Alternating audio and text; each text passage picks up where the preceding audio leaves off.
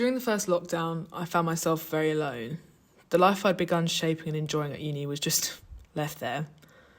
I spent what felt like an eternal summer on the farm, stuck in a community where I felt like a monster in the fact that I would never be one of them.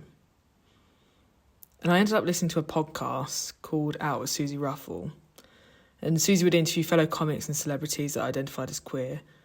And I found a lot of sense of self in those episodes, crying when someone could verbalise what it felt like to be the odd one out, their version of the gay kid on the farm. I'd listen to these episodes on my daily walk, in secret obviously, not yet out to my family. And in every episode, Susie would always ask the guest, if you could speak to your younger self, what would you say? And I remember thinking, I have no clue what I'd say to younger Alice.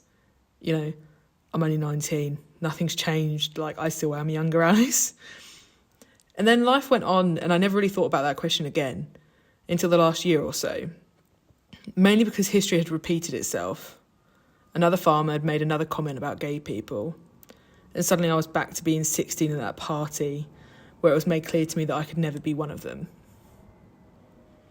I couldn't be queer and expect to fit in. And that's when it felt like my life had begun erupting and clashing and just generally on the brink of explosion. I'd finally met the limit of my two lives. The life I had with the farmers and the life that I was living with anyone else. And it was crushing me.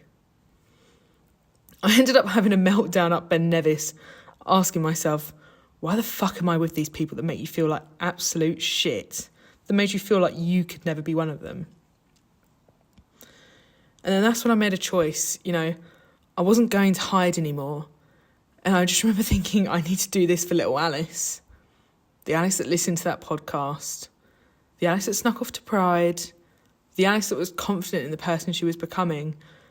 But also the Alice who was terrified of what it meant to be out in the farming world.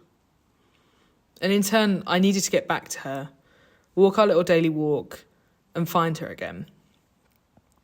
Tell her as corny as it is that it's working out, and that all those versions of her that blame her for not being perfect aren't with us now.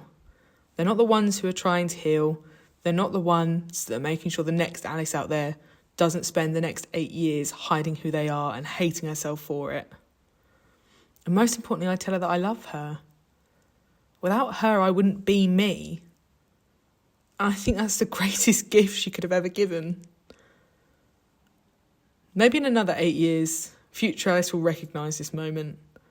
The moment we be kinder to ourselves. And the moment that we become better for it.